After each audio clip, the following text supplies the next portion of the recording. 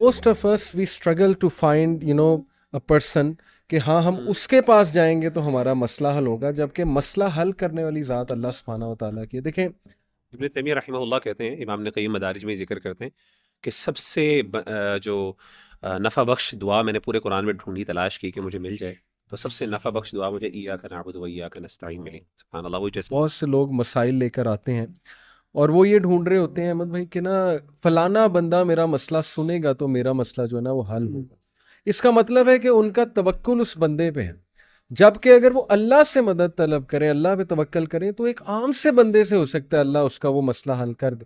کیونکہ ایمان صرف تھیولوجیکل باتوں کا نام نہیں ہے، بلکہ ایمان کے ساتھ عمل صالح. اسی لیے جگہ جگہ قرآن مجید کے اندر ان الذین آمنوا وعملوا الصالحات. تو اٹ از لائک کہ ہمیں ٹرائل کرنے کی ضرورت ہی کچھ نہیں، اللہ نے آلریڈی ایک ریڈی میڈ ہمیں دعا بھی دے دی ہے، اور جو موسٹ کمپریہنسو ہے، جو ہمارے تمام معاملات کو سلجھا دی.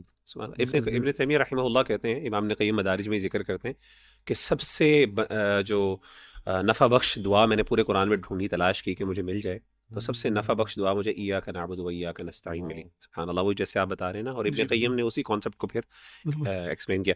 اچھا، میں اخوان اس میں نا جو سورہ فاتحہ کو جب میں آج اس پہ ریفلیکٹ کر رہا تھا، تو جو مجھے بڑا پروفاؤنڈ، ویسے تو ماشاءاللہ بہت سی چیزیں ہیں، یہ پورا ایک سمندر ہے.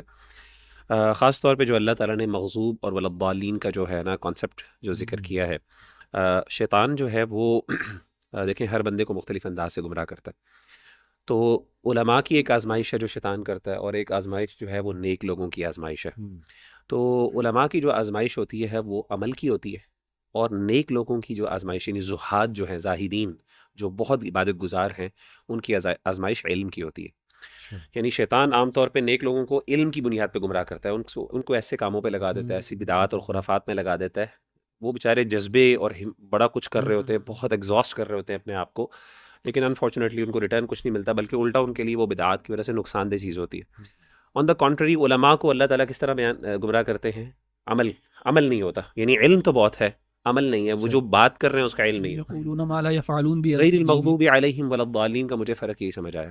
اور سفیان بن عیینہ رحمہ اللہ تعالیٰ عنہ کا قول ہے، وہ کہتے ہیں کہ ہمارے علماء میں سے جب بھی کسی نے کوئی گمراہ ہوا تو وہ ہم نے اس کو یہود کی یعنی مشابہ سمجھا. یہ شاہ ولی اللہ دہلوی نے بھی نا اس میں اپنی کتاب جو ان کی نا کیا نام ہے، جو ان کی تفسیر کی ہے، فوز الکبیر، اس کے اندر انہوں نے جو علماء السوء ہیں ان کی مشابہت جو ہے نا وہ یہود سے کی. بالکل. اور اسی طریقے سے وہ کہتے ہیں کہ ہمارے عباد جو ہیں، جو عبادت گزار لوگ ہیں، جب بھی ہم نے ان کو گمراہ دیکھا تو ہم نے ان کی مشابہت پائی کس سے؟ عیسائیوں سے، کرسچن سے.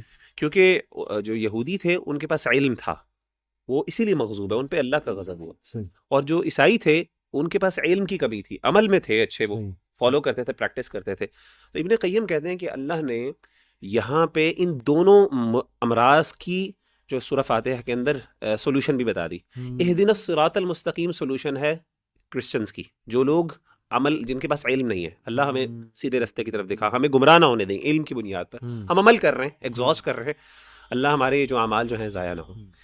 اور ابن قیم کہتے ہیں جو مرض ہے نا، جو لیک آف پریکٹس کا، اس کا اللہ نے کہا ایاک نعبد و ایاک نستعین. یہ ان کی جو شفا ہے کہ اللہ ہم تیری عبادت کرتے ہیں، یعنی ہمیں توفیق دے. اور اہدنا الصراط المستقیم بھی اس میں شامل ہے. تو بہرحال یہ سورہ فاتحہ بڑی پروفاؤنڈ ہے ماشاءاللہ. اس پہ تو بہت کچھ بات کیا جا سکتا ہے. میرا خیال ہے ہم نے، چونکہ اس پہ آج ہمارا پلان ہے کہ اس چیپٹر کو ہم اس پہ کچھ اور بھی ریفلیکشنز انشاءاللہ شیئر کریں. علی بھائی آپ کی طرف انشاءاللہ اوور ٹو یو ریگارڈنگ سورۃ البقرہ.